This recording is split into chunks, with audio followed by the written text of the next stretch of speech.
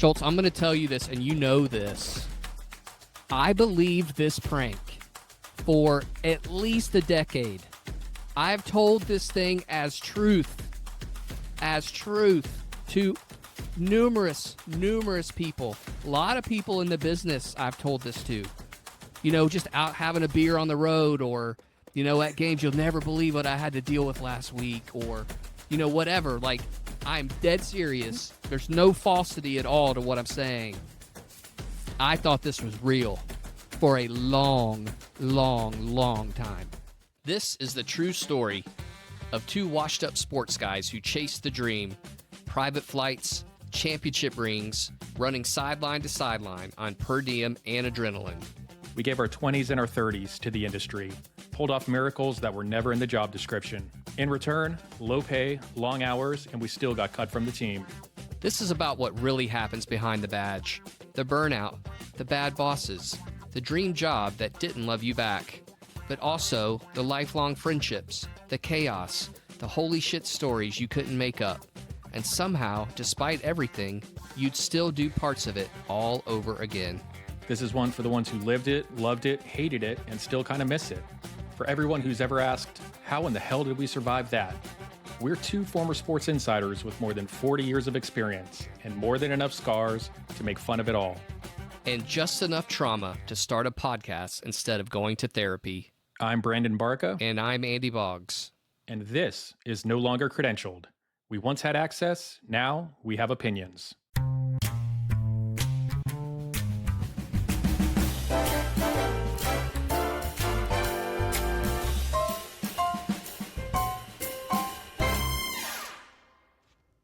Podcast. You get it. We deal with a lot of heavy topics on this show, so we thought maybe you could use a short break from all that. Just like when you've spent too many hours working in a high-stress environment, you need an outlet. What makes this business are the lifelong friendships you develop along the way, and of course, the infamous office pranks, which is the main theme of today's show. Some of my favorite times on the clock were with these two guys today, Boggs and, of course, our guest, Ryan Schulz. If there was a first ballot Hall of Famer for working in sports, this guy's already getting fitted for the gold jacket. He could do it all. SID extraordinaire, magazine editor, social and video wizard, and the hall monitor of the flip camera cabinet. You all remember flip cams, right? Schulze was basically a T-1000, a cyborg assassin built by Skynet in Terminator 2. He's a Kansas State diehard, but don't feel bad for him. His Chiefs are currently in dynasty mode, and even the Royals won a championship this century. Schulze, welcome to the show. Schulz, welcome to the show. Welcome to our insanity. Thanks, guys. Happy to be here. I think we're going to have fun with this, man. It'll be you guys good. making fun of me is just... I got that email. I literally got that email a couple of days before we started talking about it. And I didn't think anything of it. It's like, I'm not going to renew that account. I hadn't logged into that thing in forever. So I get the email and then we start talking about it. I'm like, I got to figure out how to get into that account and I renew it. So I did. It's gold. I was telling Boggs earlier, I was like, you finding those emails, we could read every one of them front to back and spend 30 minutes doing it. And I would just be in tears the entire time. I mean, it adds so much to what we're going to be talking about today. I think the hardest part is going to be reading through it and not busting up laughing while reading through it. Like, how did he believe this? What great memories. Holy cow. I mean, talk about being able to kind of, cut through the minutia of crazy hours and days to be able to bring a little bit of fun and joy to the office, So yeah. I bet your coworkers don't have these kind of stories to tell you about. No, nothing like that. That's the thing about working in college athletics is you spend so much time together that you get to do things like this that you don't do in other jobs. So. Oh my gosh, yeah, I saw you guys more than I saw my wife at home, and she let me know. She let me know about it too. The thing about this that is so effing crazy, we talked about this on a text, is as absurd as this thing is. It was so believable. It's so believable because people are crazy in that space. Think about all the reporters we would have come to our games like dressed in the other team's gear. Like, head to toe, right? Like you guys saw those people all the time. Football or basketball. Football or basketball, like none of this stuff is surprising to me. So that's why this makes it even more Or SEC media days. unbelievable. People have no idea. I mean, they really don't. They think they do, but we'll kind of take people behind the curtain today about how kooky some of these people can be. You could talk. Did you guys see the latest that Oklahoma's doing? You guys talk about it next week. No. They're selling a seat in the post game press conference for like $700 to make more money. No shit. Have they? But I've seen could you donors imagine in paying there. $700 as a fan to sit in the post game press conference? I mean, I've seen donors. I mean, like people would bring donors in, but not like selling it. Who's going to buy that? I don't know. That's what I saw some things yesterday that they were selling it. So we'll see if anybody buys it. Somebody will. Hey, I know who might buy it. Somebody that's on a Greyhound bus traveling from the West Coast to see the Kentucky Wildcats playing in Nashville. That's right. That's right. Schulz, I'm going to tell you this, and you know this. I believe this prank for at least a decade. I've told this thing as truth to numerous people. A lot of people in the business I've told this to. You know, just out having a beer on the road, or, you know, at games, you'll never believe what I had to deal with last week, or, you know, whatever. Like, I'm dead serious. There's no falsity at all to what I'm saying. I thought this was real for a long time. And that's one of the beautiful things about it is that I had told other people in the office about it, but nobody said anything to you that it was fake. They all kind of kept their word and said this is Schultz's prank, and it's his to tell when it's true and when it's not. And nobody said anything. And it took years before, I don't even know how the lid finally came off, but eventually it did. It did. But it was one of those internal things that everybody kind of knew except for you. Me. And Yeah. it was something that we were able to bring and resurrect 2 or 3 years later with a second prank with the very same premise that also was successful. So it was a very long-standing prank that if we still worked in the same office, there's a chance that it's still going on today. That's called long-term storytelling, Schultz. We're masters of it. And what I will say is, you and I know we had an agreement when we talked about this. When should we let him in on it? I know we felt like we were going to take this to our grave. Like, part of the beauty of this would be that he would never, ever, ever know that this was a prank. And to me, I don't know. That just makes me so happy to know that internally, even if it's just 2 people know that he's lived with this for his life, that it's a reality when it was all set up. And so I don't know how it leaked. I don't know where the lid came off, but it's going to be fun today to kind of talk about it. You know, it's been at least a decade since we pulled this off. So I'm impressed we were able to keep it going on for so long. Yeah, and I think Schultz, and I think, you know, when you're in the throes, I'm going to defend myself right now, okay? Here we go. I am the most gullible person in the history of the world. I will fall for anything. I'm super naive. I mean, I'm admitting this. Like, I know that's a fault of mine. But when you're in the heat of the throes of hosting a number 1 team in college basketball, and you have their media contingent is crazy, and television is beating down your door for things, and your own media are beating down your door to get a seat. You only have a limited amount of seats to give away. And so when you get an email from someone who has been prone to do some more wacky thing, I mean, the prank is perfect. The prank is absolutely perfect. But like when we have video, Barca, you've had video. I don't know if I'm sure we'll probably share some of that. But it's like you're so stressed. Schultz, you were an SID. You understand, like, there's so much going on. Mm-hmm. And the last thing you need is some yahoo, you know, wanting a credential, you know, when, you know, a day before the game, you're like, dude, I don't have any seats. What are you doing? And that's what set it up to be successful Yeah. was, again, getting back to what I said earlier, is that we worked so closely together, the three of us and many others, so many nights and weekends together, that we knew each other and we kind of knew the hot buttons. And everybody knew that when the Kentucky game rolled around, that Andy's level of stress was going to go from here to here, He right? was up to his ears, up to his He was ears. exactly, which provided the perfect situation to enter with an email that I knew would get him all fired up. And that's exactly what happened. Is the stage was set. I couldn't have done it for a game against, oh, I don't know, Tennessee, Chattanooga. Tennessee Chattanooga, right? It's Yeah. got to be a big game where I know that he's up to his ears with stress. And that's Yeah. exactly what it was. Yeah. And if you look at the video, I mean, my desk was a mess.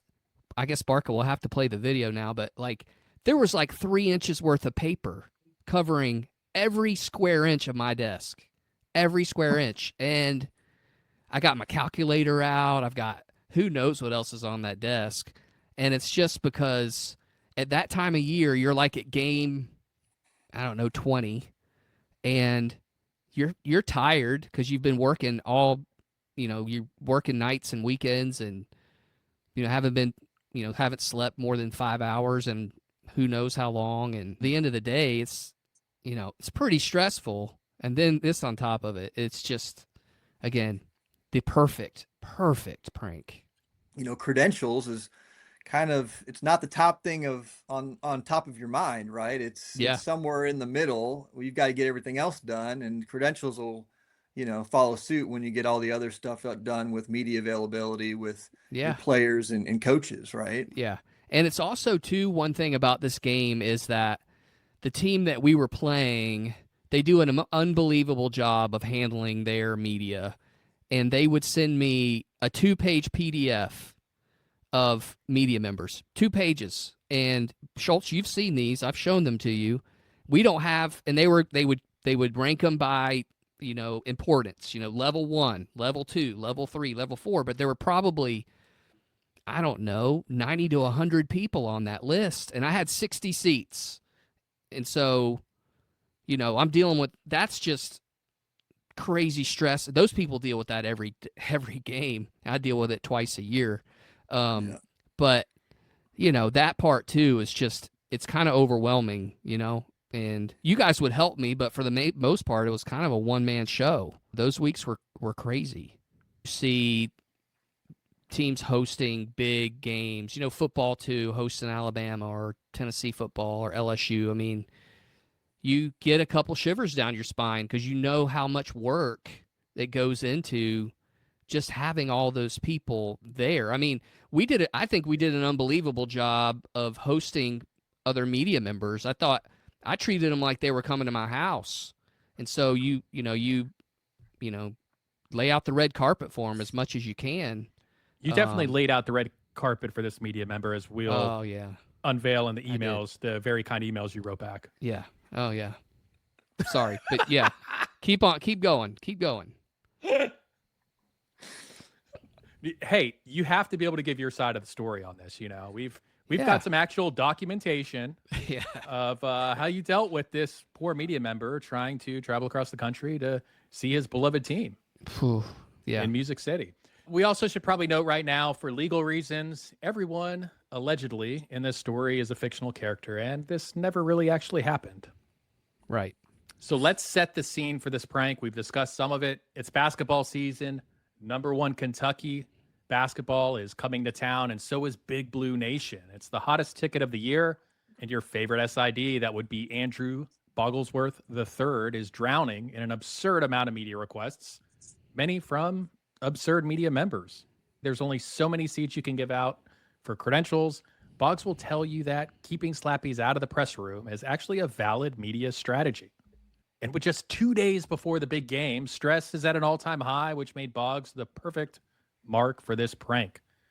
Schultz, you ready for this? Take it away from here. How did we pull this prank off?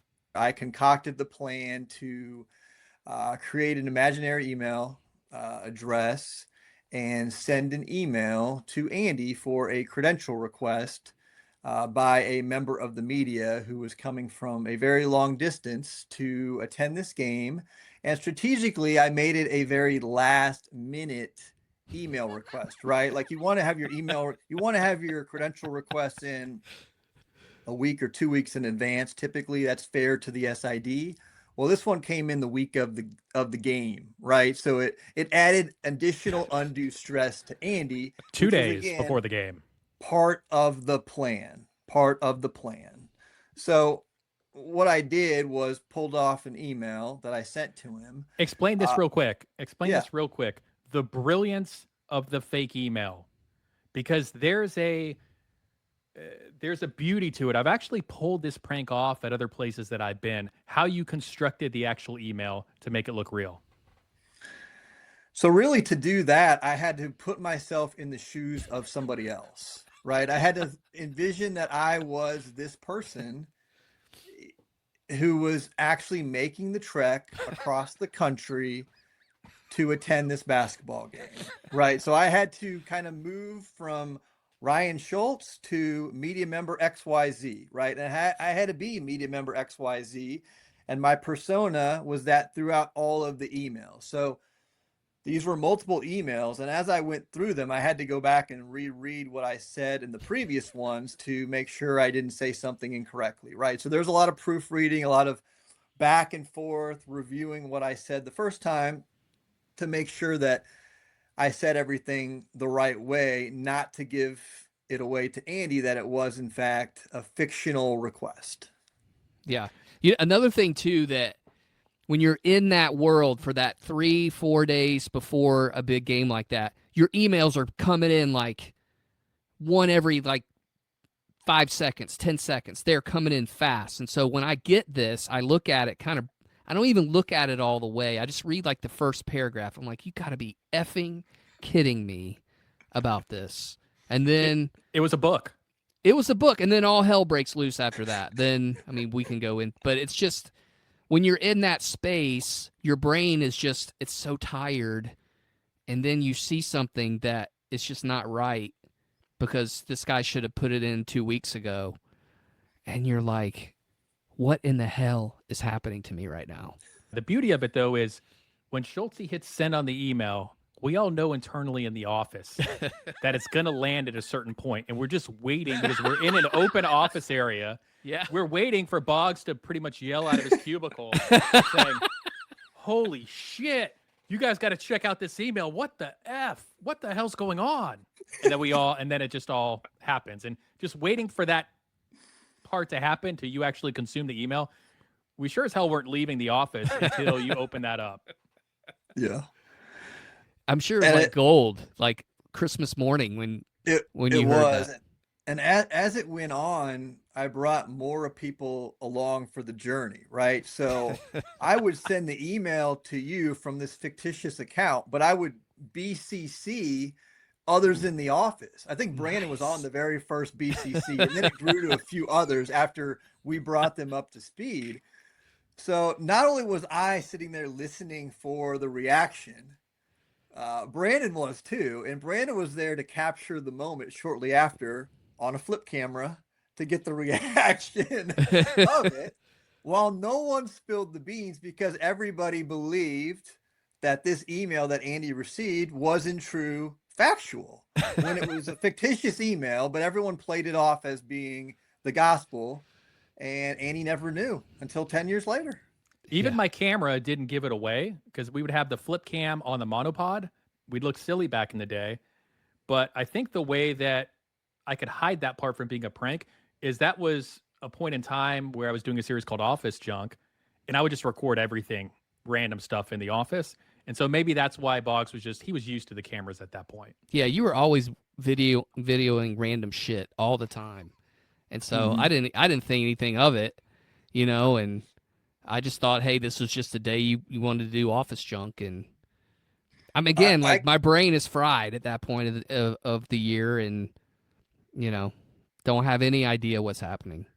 I do remember you opening the email, and I was very hesitant to come in there because I was worried that I wouldn't have my poker face on. You'd crack. And I would crack, right? And it took me a little bit to kind of compose myself to walk in there. And then I strategically picked a location where I was not visible to you the entire time because I really didn't think that I could pull it off.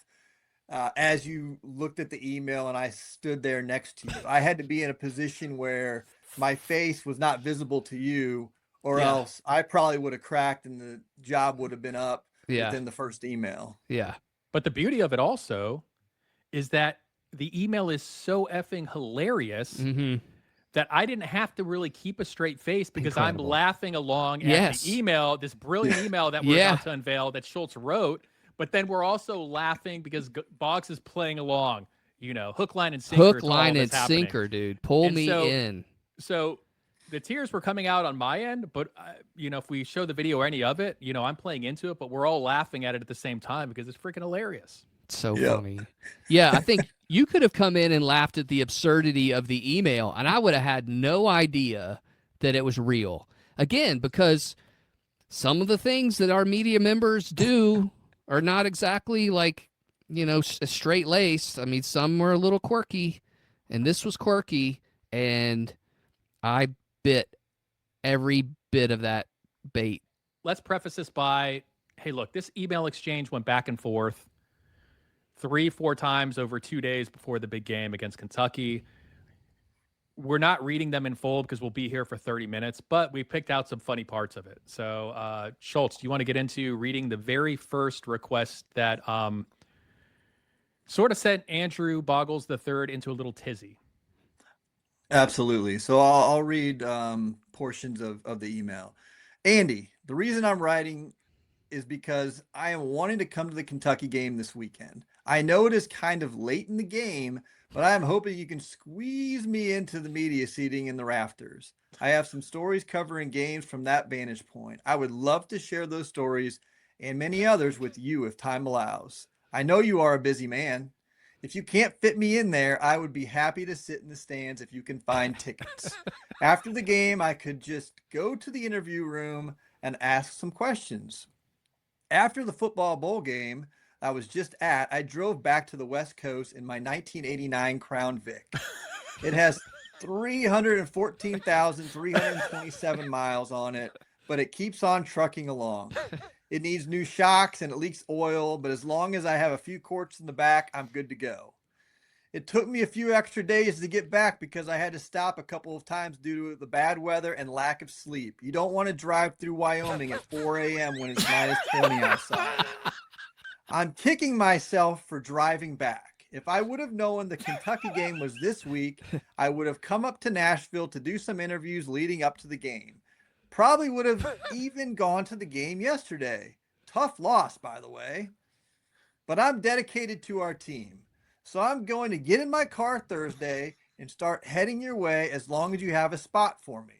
I'll be checking my email along the way, so if something happens, let me know before I get to the Central Time Zone. Thank you for your consideration, Andy. The amount of detail, that's what also makes this believable. It's a negative 20 in driving through Wyoming, or I'm sure, Andy, you would love to be able to tell old war stories up in the rafters and hear what this fictitious character has to say, and just the mileage on the car and the specificity. I mean, it feels real. You know what set me off, Schulz, is when you asked for a ticket to the game, because we had no tickets. There were no I had no access to any tickets. Like, everything was sold out. Like, back then, like, you couldn't get a ticket to our games at home. You just couldn't. And so to ask for a ticket, I'm like, holy shit, this guy wants a ticket? Like, are you kidding me? I can't even, I'm not even going to get him a credential. Last thing I could do is get him a ticket. Oh man, that one like really like tweaked me there. And you probably didn't mean for it to tweak me, or maybe you did, but that was big. It was, so at the time, it was the hottest ticket in town, right? Absolutely. Going to a basketball game on a weeknight or a weekend That was the hardest ticket you could find even in a professional sports town. Yeah. And that game in particular, because of the intrigue, the rivalry, the fact that you've got a number of visiting fans that are interested in that game Yeah. as well, made it the toughest ticket of the year every single year. So Yep. including that was just an additional piece to kind of elevate again your tension level, because I knew that tickets were hard to come by. And a last minute request by a media member, fictitious media member, was just going to make you blow a gasket even more. Through the roof. That Kentucky team had Anthony Davis. It had Michael Kidd-Gilchrist. It had some of their best players they've ever put on that uniform. And I think I remember looking at StubHub or something. I think this was the year. I mean, we had a few years there where they were expensive, but they were going for like $850 a pop down low. I mean, so I'm like, holy shit, this guy wants a ticket. I mean, I can't do that. Oh my gosh. This person wasn't in a way demanding it. It was just like a blunt transparency that you'll see in these emails of like, yeah, if you don't have a credential, just get me a ticket to the game. Or yeah, or I'll come to the press conference and ask your coach questions, which was the last thing you wanted to happen. So it was just brilliant in the way Schulz wrote these things to just tweak you just a little bit, just to be like, hey, this is how you're going to get me in. And this is how I'm going to ruin your life by asking your coach questions. Man, it's just when you look back at that email, like that is just so absurd. But again, I probably didn't even get to the third paragraph. All I did was get to the part that you wanted a credential and you wanted a ticket, and I probably just shut off then. And I had steam coming through my ears. Let's get to the response. This is Boggs' first response to this wild email. Unimaginable, unbelievable email that he's fallen for hook, line, and sinker. I will say Boggs kept it pretty professional in his response. Obviously, he's a very busy man. So he's very short here and very uninterested in his reply. He says, just looked at my list and I don't have any credentials available. Sorry. I have no idea about tickets. ... Sorry. ... Andy. My translation, Andy really blew this email off. Yeah. And for the record, that's 2 sorries in one tiny email. Yes. Do we really think he's actually sorry? No, not at all. I just want this guy to be out of my hair. Like, make it go away. You go away. I have other things I got to deal with. I got a press conference I got to deal with, or a media availability, or, whatever, ESPN to go talk to. I don't have time to deal with a guy that wants to come across the country in his Crown Vic. But you know what? This sure as hell wasn't going away, because Schulz's back in the lab. He's putting together this manifesto, dictionary, encyclopedia type email. Another probably 1,000+ words, just to let you know how much this fake media person's going to be at this game. So after Andy sent the email, I fast forward to the next day, right? I didn't want to respond immediately because it plays into the story that we're going to read here in a moment. So the next morning, one day before the game, I send this email. Andy, let me know if any media drop off. Yesterday, I was informed of a Greyhound bus route that will get me to Nashville by Saturday. I'm currently in Bismarck, North Dakota, awaiting a bus transfer. I'm actually using the internet inside from the terminal's manager's office, so I'll keep it short. I have been in touch with a few people on Craigslist about tickets and think I'll be able to get one Saturday. When I pick up my ticket, I will look for you on press row. I'm sure you will have your gold tie on. If a media seat does not open by Saturday, I will just get a pass for post-game interviews.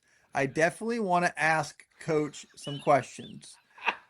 Better run before the terminal manager kicks me out of here. Oh, man. Dude.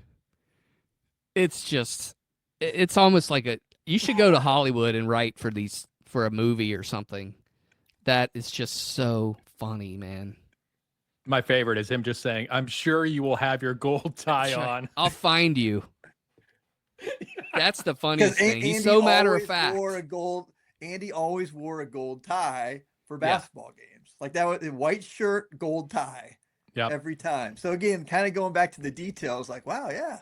I am gonna have my gold tie on. Okay, trying to start Yeah. to bring him into the story and have him maybe change his mind about credentials. Dude, seriously, this is to your point about Schultz writing in Hollywood. This is basically a script for a thriller or horror movie. Like he's going to come find you. Yeah. We've got the nuts and bolts of something here, people. Just the matter of factness, like, hey, I'm doing this, whether you're gonna let me in or not. Like, I'm doing it, and so I'm just like, I'm I don't already even in remember. Bismarck at this point. I know, like, heck, this guy's coming across on a Greyhound bus. I might as well leave something for him so he can get in.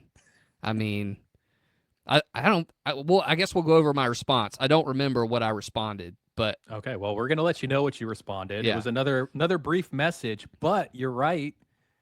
Schultz's second email from this fake media member really started softening you up. Let's take a look at it. As I always say, it turns out that Tin Man has a heart. So Boggs writes, "You are a trooper. I will not have a seat for you, but I can leave you a press pass. Don't know how much time you'll get with coach. He has a very limited time post game for everything. I'll leave it at media will call. Thanks and safe travels, Andy." Man, my translation, Andy, you're such a great guy. I know. No seat, but you still get the guy in the building. You know, this is where we all start singing for "He's a Jolly Good Fellow" chants. yeah, And I'm sure Fire Marshal Bill was probably not happy with me letting one more person in because we had people hanging from the rafters in that building that night. So and you're also saying, like hell, you're going to let him talk to coach. yeah, You just Yeah. slid that in there a little bit. not happening. I mean, at what part of this trek are you thinking? First, it's his car, and he has some car trouble, and then it's like I'm taking a Greyhound, and then I'm in Bismarck, North Dakota. Like, it's kind of fun just to follow along with this where Yeah. this journey takes him. You're probably looking forward to his next email at this point. I just thought, like, man, this guy is dedicated. Holy smokes. He's going to come across the country on a Greyhound? Like, man, what a journey. It's got to take like 72 hours to get here from where he's coming from. All right, Schultz, do you want to get into your next long email that you wrote, Andrew? Yeah, so the next, after I got the go ahead from Andy that he had a credential, I had to kind of change the plan a little bit, right? I couldn't make it so that at that point I started thinking ahead, right? I didn't want to actually make it to the game at that point, right? Because I'm a Right. fictitious member of the media and I couldn't have a credential there waiting for me to pick up that I'm not actually going to be there to pick up, right? So, or I didn't want to be in the post-game press conference and he's looking for me and I'm not there, right? This is where the story gets even a little bit crazier as I reply to Andy. Andy, you are such a considerate individual. Thank you so much for the credential. Anyway, you wouldn't believe this, but I've made it as far as Paducah, Kentucky. So this is from Bismarck to Paducah. The Greyhound bus I was riding last night had a flat tire somewhere just past Mount Vernon, Illinois. And we had to spend extra time on the shoulder waiting for another bus to come pick us up. With that flat tire, I missed my next bus transfer to Nashville. I can't believe I made it this far and now I'm having travel issues. Don't you hate traveling? ? I'm thinking I can at least hitch a ride to Clarksville. My other thought is, do you have an intern that may be able to pick me up if I can't make it to Clarksville? My third option is to find a few big blue fans coming down for the game and hop in with them. I'd rather not put myself through that experience, but I'm willing to make sacrifices for coach and our basketball program. Thank you, Andy. Oh my gosh. I Dude. intentionally included the intern piece in that because it's not far. It's not to the point where it's unbelievable that you would get a request like that. No. Knowing some of the things, having been an intern and what other interns had to do, are doing. Yes. It is not outside of the ordinary for a request like that. No, not at all. And Clarksville is only an hour and a half away. And people also have to remember this was before Uber and other ride shares. So Right. it wasn't as simple to get around. So no response from Andy Shocker. to that. So Shocker. I sent another email after with an update because I had to keep him updated, right? He thinks I'm trying to get to Clarksville from Paducah. So Andy, you're probably aware that I did not make it to the arena or Nashville for that matter Saturday night after the game. Nobody saw me, right? By the way, how much media does Kentucky have? Question mark.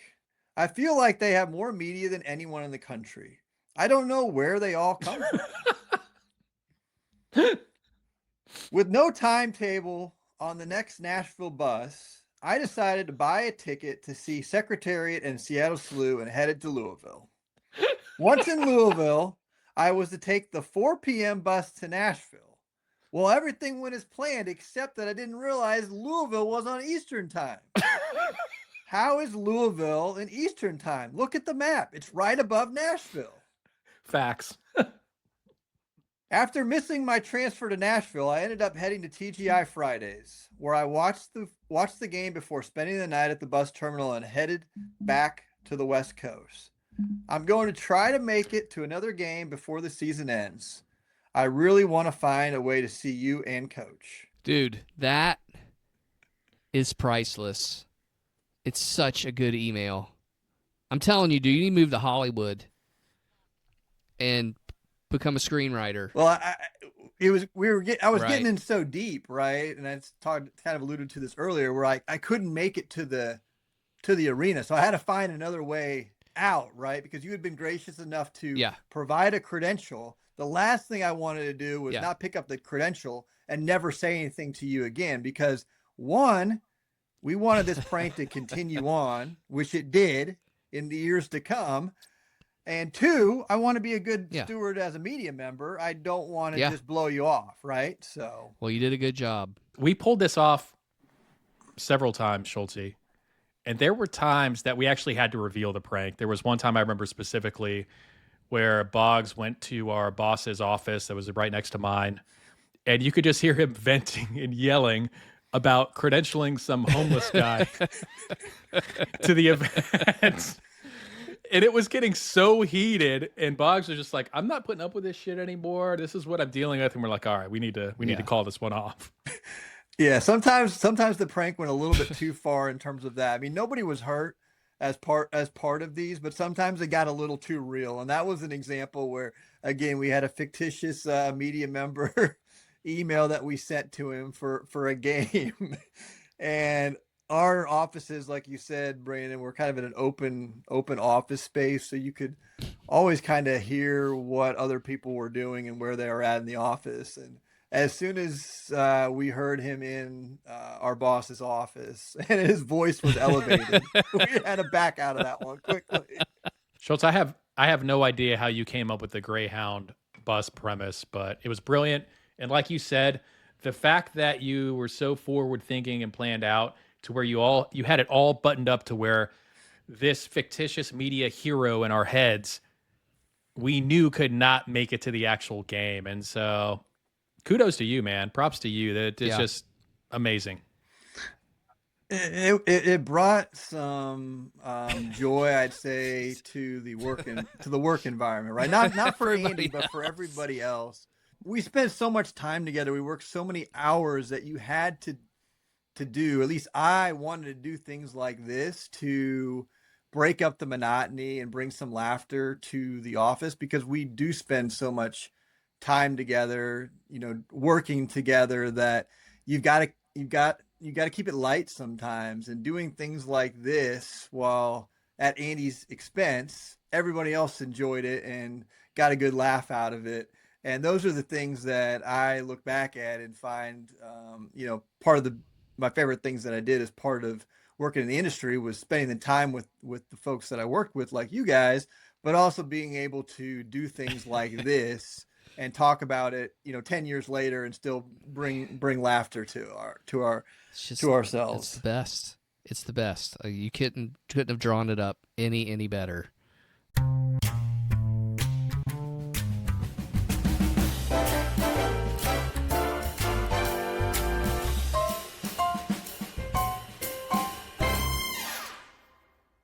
Sponsored by. It's now time to recognize our sponsors. Only 500 more shows until we break even. Baby steps, muchachos. No longer credentialed is funded by Gone But Not Forgotten Funeral Home. As college sports season begins, give your spouse, partner, or family the dignified send-off it deserves. Each service features the way too upbeat team chaplain who says, he's in a better place now. The press box.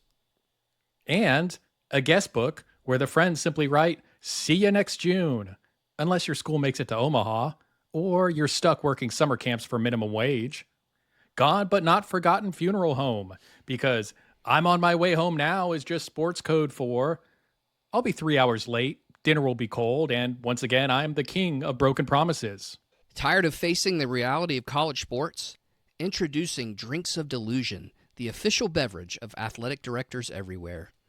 Developed by a vast array of consultants and coaching search firms, Drinks of Delusion comes in transformative flavors like Who Needs a Culture Strawberry? My Coach Deserves a Lifetime Contract Extension Despite a Losing Record Peach. Crony Hire Fizz.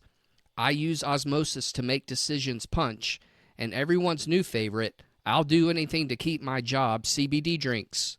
Warning, side effects may include spontaneous creation of analyst positions for former players, belief that a teenage recruit comes to your school because of a water slide, chronic use of the phrase student-athlete experience, temporary blindness to bagmen, uncontrollable urge to build unnecessary facility upgrades, and hallucinations that your 2-10 team is just a few players away.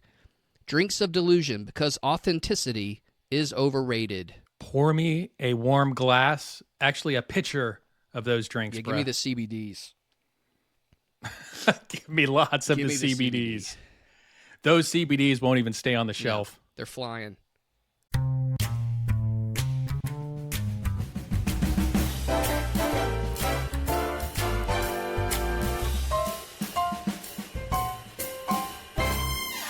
Sports.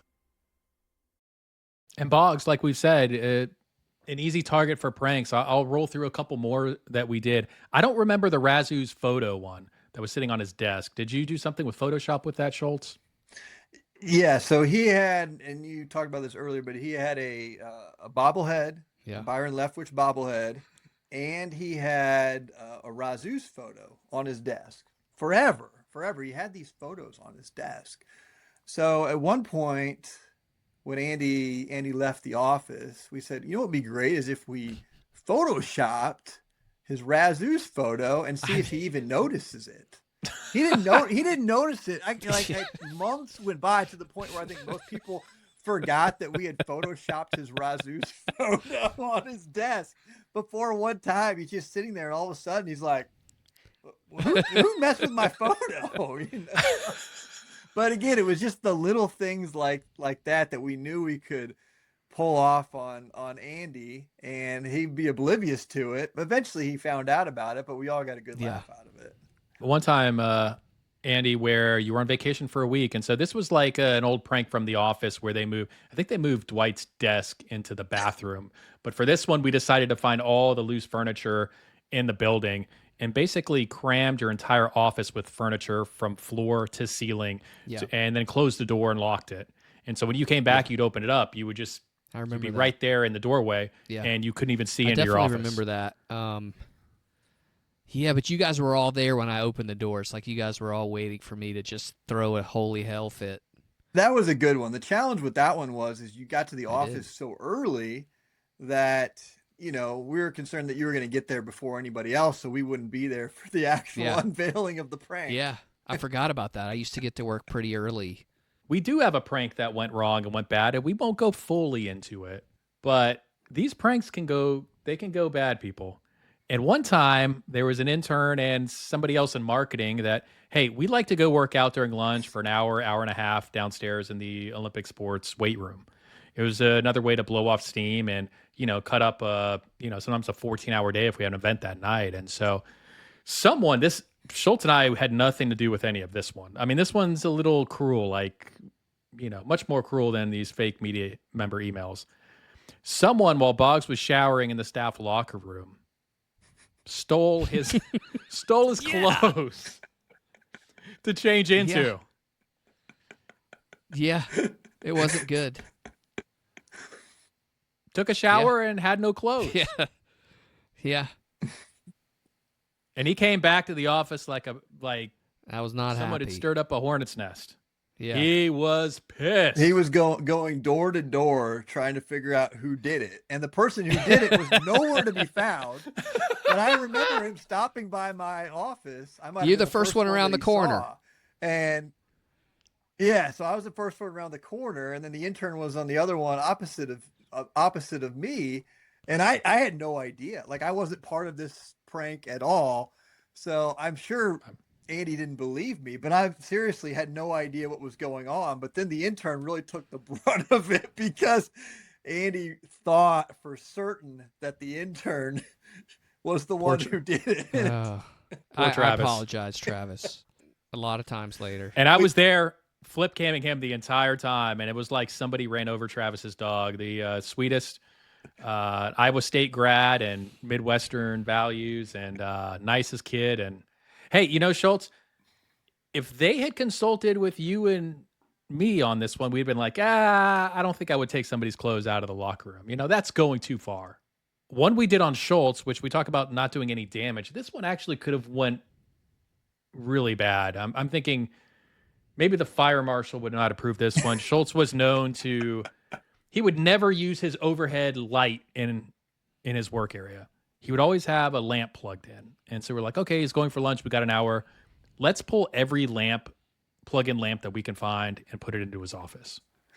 And so there were tall ones. There were short ones on the desks. I'm not exaggerating. I think there were at least 20 lamps in this little, what was it, maybe an 8x8 office max? Maybe, yeah. And turned them all on, left them on probably for that 45 minutes to an hour, and just let it be. Not thinking Schultz would come back and be like, hey, what happened to my office? And why is it 140 degrees in here from all the light bulbs? No, that was a good one. And I deserved to be pranked, right? Because I was at the forefront of some of these pranks with Andy and others, and I deserved it. And that was a great one, because you're right. Like, I did not like the overhead fluorescent light, so I always had the lamp on. So when I came back from lunch, yes, I noticed the light, but the first thing that I noticed was like it felt like the sun in there, right? Felt like the sun. So if you ever watch Seinfeld and the chicken place opens up next to Kramer's house, and he opens the door and like this red beam of light, that's what it felt like when I went into the office. It was all this light and this heat that hit me at once, and it was a great prank. I loved every minute of it. What about Boggs? What about when you talked about wasting paper earlier with game notes. When we would print out, this one specifically, I think was a picture of one of our coaches. Yeah. We put pictures of this coach on every inch of his office and in his desk and in his desk and in his folders. And I bet you were finding those things 6 months to a year later, because we had them everywhere.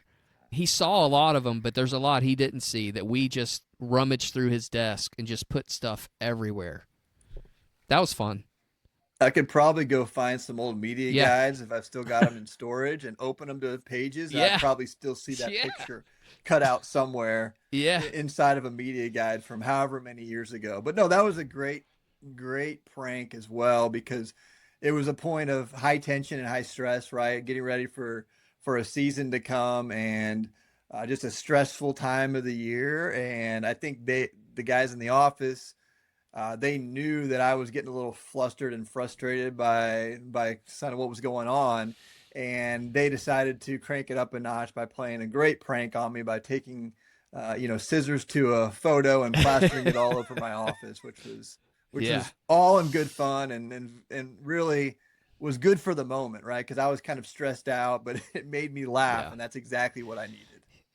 There's one more story. I don't know if you want to tell it, Schultz. I was in the office when it happened, and this one wasn't a prank. This was just a crazy, wild story of picking college football games. And we would have that big board in the back of the room, and it was something that we would do, again, have a little downtime, a little camaraderie with friends in the office, and we would pick football games every week and see who had the best record and do all of those things. And it was very visible, and we would everybody would yell out their picks for probably 30 minutes on I think probably like a Thursday morning or mid-morning. Well, our football team had made a bowl game for the first time in, gosh, maybe 26 years. And typically on our wing of the building, the football wing was the other wing of the building. Rarely did we have any of our, our basketball, football, or baseball coaches, or even our AD for that point. Nobody was really coming in our office. And if they were, something really important was going down. And this was around bowl time. We decided to do a board where everybody picked every bowl game. You would think everybody would pick the school they were working for. Well, one person decided to pick the opponent. Do you remember that, Schultz, how that unfolded? Oh, very well. Yeah, very well. I remember when I saw the pick on the board and I was kind of like, not sure I would have done that or not. I know my thought was I would never have done that, right? I would never have done that. Even if I think that might happen, I would never do that and write my initials next to it. And somebody decided it was a good idea to do that and wrote it was a marketing initials. person. Yes. Hey, let's be clear. A comms person is too savvy and smart working with coaches to ever do something publicly to show that. It was one of the marketing guys. Yeah, one of the marketing guys, and wrote the initials next to the other team. And sure enough, the head coach walks into the office and talking to some folks in the office, notices the board, notices what's going on, and sees that somebody had picked the other team. And I'll never forget, he says, "Who is such and such?" Right? Like, because the initials were next to it. But very awkward moment where I wanted to crawl underneath a rock and hide.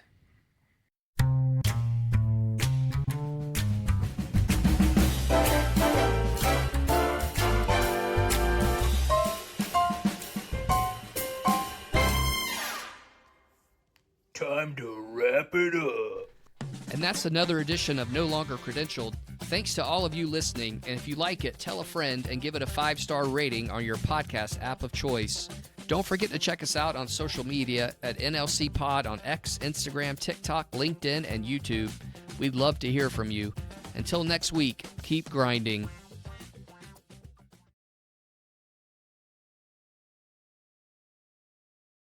One of the stories I always remember from working in college sports was traveling for NCAA basketball. When you travel for NCAA tournament, you have, you're there for multiple days, or you're playing to be there for multiple nights, unlike a typical regular season game where you're there one night and leave the next day.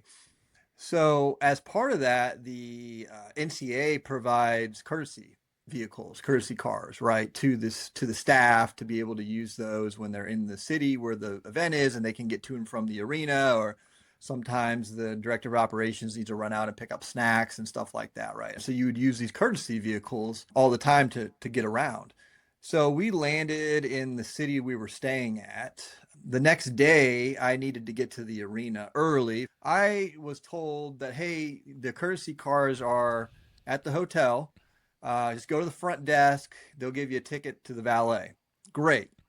So first thing the next morning, I'm downstairs. I go to the hotel front desk. I get the ticket for the valet. I go out, hand the ticket to the valet. Valet pulls a vehicle around. I don't think anything of it, right? I walk up to the vehicle. Valet hands me the keys. I get the keys. I get the car. I drive it to the arena. I'm at the arena all day. Don't think anything of it. I do look in the center console, and there's like loose change. I'm like, that's kind of weird for a courtesy car that there'd be loose change, like quarters and dimes. Like, okay, maybe they put it in there in case I've got to pay a toll or a parking meter. Okay, whatever. That's a nice thing that they did. So I go along the day, no big deal. I get back to the hotel, and as soon as I pull into the parking, like 3 or 4 valet guys like run up to me, like I'm Santa Claus. Like, holy cow, I can't believe this is really you. You're here. And I don't know what's going on. And come to find out, they had given me somebody else's vehicle, and I didn't know it. So the entire day I had somebody's personal vehicle, which I thought was a courtesy car, sitting at the arena downtown in this city. So I hand the keys off, and they're like, "Thank you so much for bringing this back. We really are grateful for you for bringing this back." And I'm like, "Yeah, just, no problem. Just put it in the garage and I'll get it tomorrow or whatever." I didn't find out till later when I got to the front desk what had happened, in that I had taken a vehicle that was not the courtesy vehicle, but actually somebody's vehicle. Now, who this person was, no idea. Why this person wasn't out in the valet line picking up their vehicle, or if the valet just got the wrong car, I'm not really sure what transpired there. But it's something I'll never forget, because it was such an unbelievable set of circumstances that took place. And I'll never forget the faces on the people when I pull into the valet, because I think the valets all thought they had given and it the wasn't car coming away, back. and it had been stolen. It Yeah. was stolen. It was never coming back. Some guy just took it, right?